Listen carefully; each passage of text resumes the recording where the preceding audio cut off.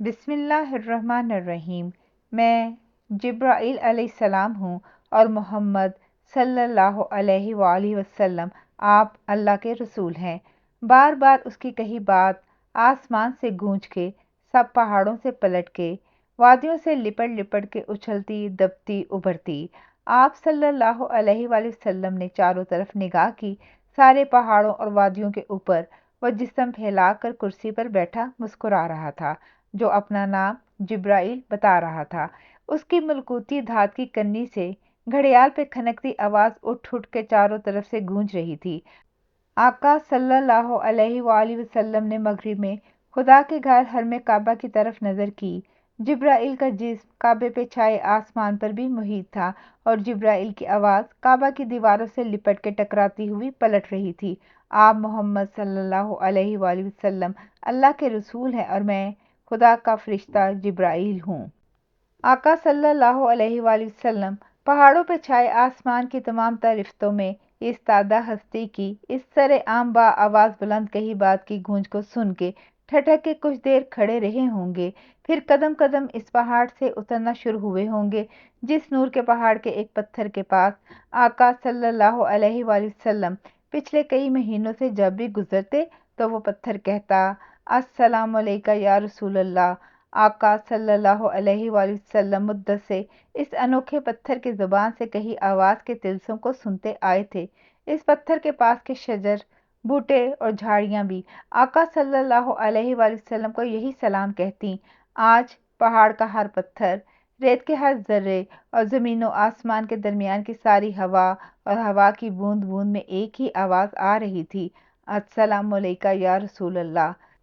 ज़मीनों आसमान के हर कोने, हर दर्ज, हर दरवाजे पे आका सल्लल्लाहु अलैहि वसल्लम की रसालत का ऐलान हो रहा था और आका सल्लल्लाहु अलैहि वसल्लम सर झुकाए, इज्ज से कपकपाते हुए, झुके झुके तेज कदमों से चलते खाना खुदा के करीब अपने घर चले गए।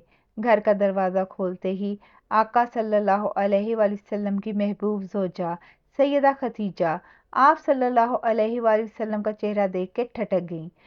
आका सल्लल्लाहु अलैहि वसल्लम का चेहरा पीला हुआ था। माथे पे अभी तक लतीफ़ खुशबू भरी बूंदें थिरक रही थी। आका सल्लल्लाहु अलैहि वसल्लम के जिस्म में अजीब सी खस्तगी, थकावट और कमज़ोरी थी, जैसे इंसानी जिस्म पे कायनात के सब पहाड़, चांद, सितारों और सूरज का वज़न रख दिया गया हो। आका सल्लल्लाहु अलैहि वसल्लम ने घर की दहलीज पार करते ही अपने बिस्तर का रुख किया और सैयदा खदीजा रज़ी अल्लाह ताला अन्हा से बोले, मुझे कुछ उड़ा दो, मुझे कुछ उड़ा दो। सैयदा भाग के एक काली चादर ले आईं। आका सल्लल्लाहु अलैहि वसल्लम अपने बिस्तर पे दराज हो गए। सैयदा ने चादर आप सल्लल्लाहु अलैहि वसल्लम को उड़ा दी। घर में आका सल्लल्लाहु अलैहि वसल्लम और सैयदा की चारों बच्चियां 10 साला ज़ैनब, 8.25 साला रुकैया, 7 साला उम्मे कुलसूम और 5 साल की फातिमा दरवाजे की ओर से अपने जलीलुल कदर बाप को चादर ओढ़ के लेटे देखती रहीं।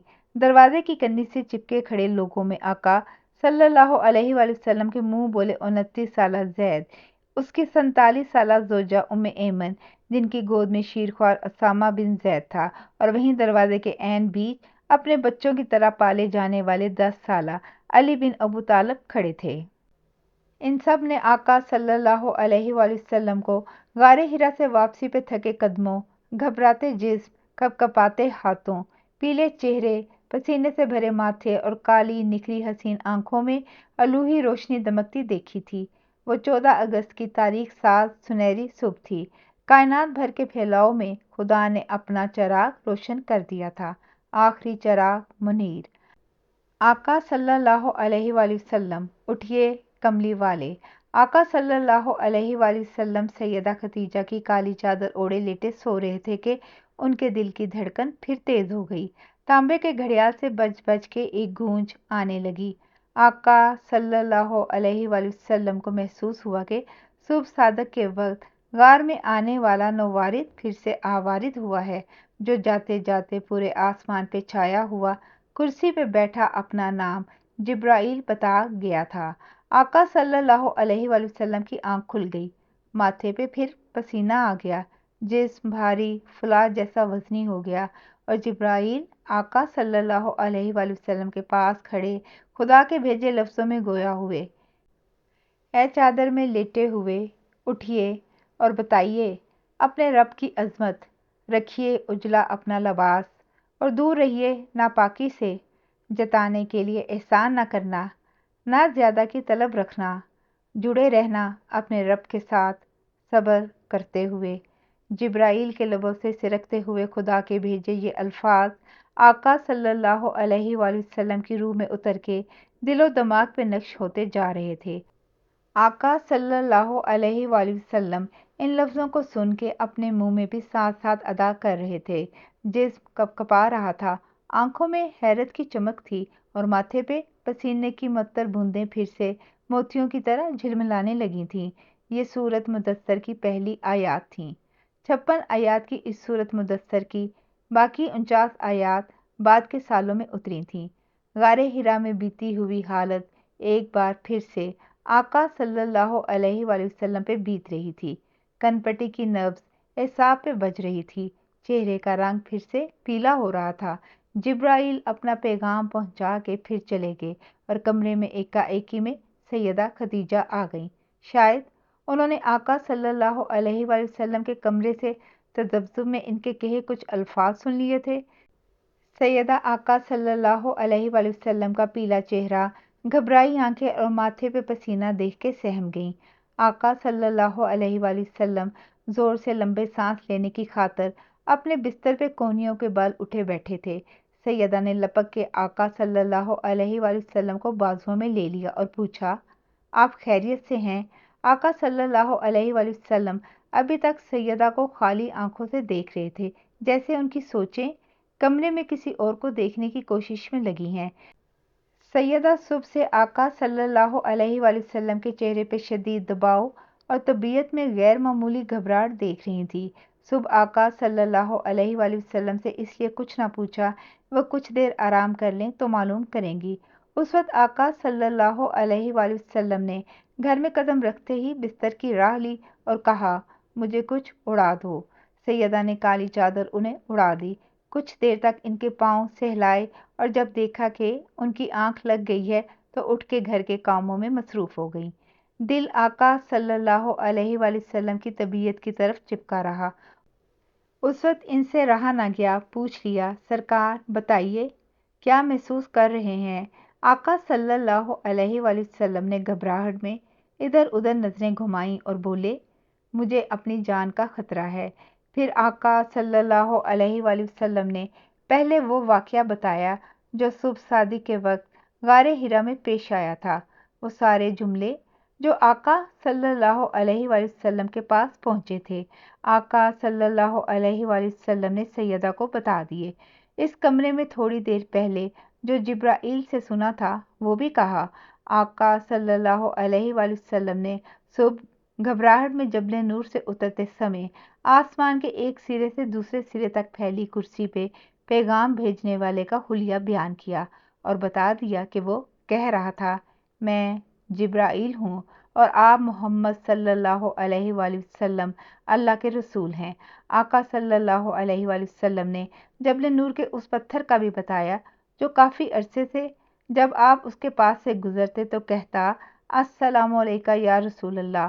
آقا صلی اللہ علیہ وآلہ وسلم ٹھہر ٹھہر کے آہستگی سے دھیمی مدھم آواز میں سیدہ خدیجہ کو سب بیتی باتیں بتا رہے تھے، کیونکہ سیدہ آقا صلی اللہ علیہ وآلہ وسلم کی زوجہ ہی نہیں، سب سے قریبی ساتھی، غمگسار اور محب دوست بھی تھیں۔